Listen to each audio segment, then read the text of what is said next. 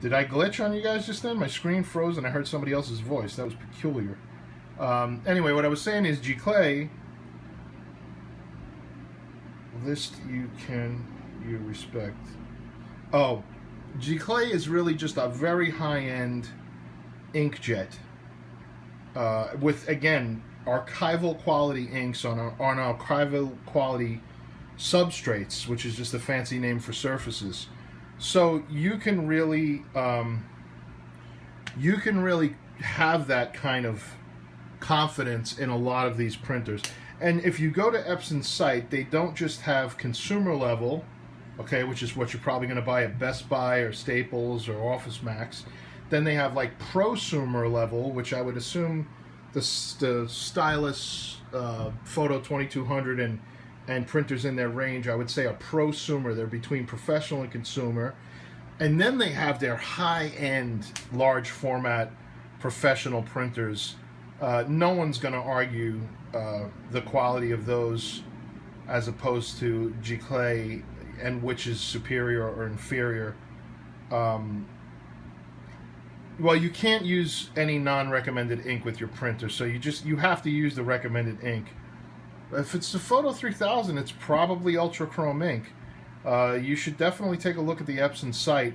Maybe it's just your settings. Maybe you don't really have a good grasp on how to make the prints. It also requires color correction. Like, the reason that print looks like the painting is I had to literally sit there in Photoshop, color corrected by eye. Computer went to sleep.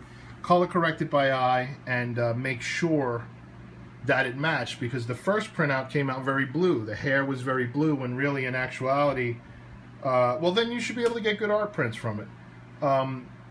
The hair in the first printout was very blue, and in this one it's gray. And calibration didn't help. Sometimes the printer profiles are so way off that in the end you need your eye. I mean, I've had stuff professionally reproduced by guys who strictly deal in fine art prints. Oh, look at that! Look how it focuses when you get something in there.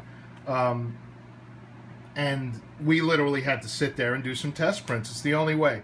Well, it's the best way. The best way is to do a test print with your physical piece of artwork there.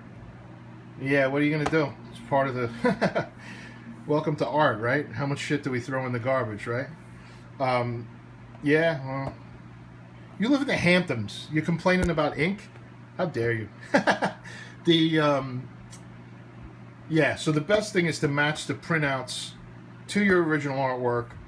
Use some adjustment layers so that you don't damage the original, or just do, you know, what do you call it?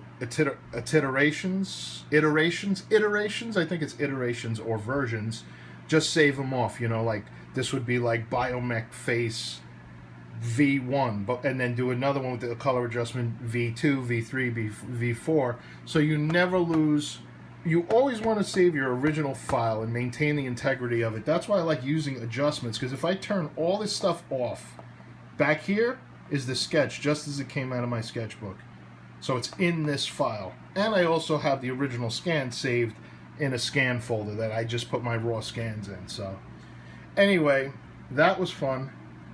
Hi to anybody, and thank you to anybody who's watching the replay. Just to recap, these were some techniques that I use to enhance graphite drawings that I'll scan in from my sketchbook. We talked about doing some grayscale and then doing some monochromatic culting. Monochromatic colorization, using adjustment layers, multiply layers, simulating the glazing techniques in illustration and painting. And I think someone shared a really awesome chili recipe somewhere in there. So make sure you watch the replay if you're into chili. So anyway, thank you very much. Everybody have a great day. If you're interested in anything Keith Caramello, go to tattoopodcast.com or tattoosbykeith.com. They're both going to lead you to the same place. Follow me on Instagram at tattoosbykeith.com. Who doesn't love chili? Let me tell you, it's one of those things. You could be a vegan, you could be a meat lover. There's a chili for you. That's all I have to say.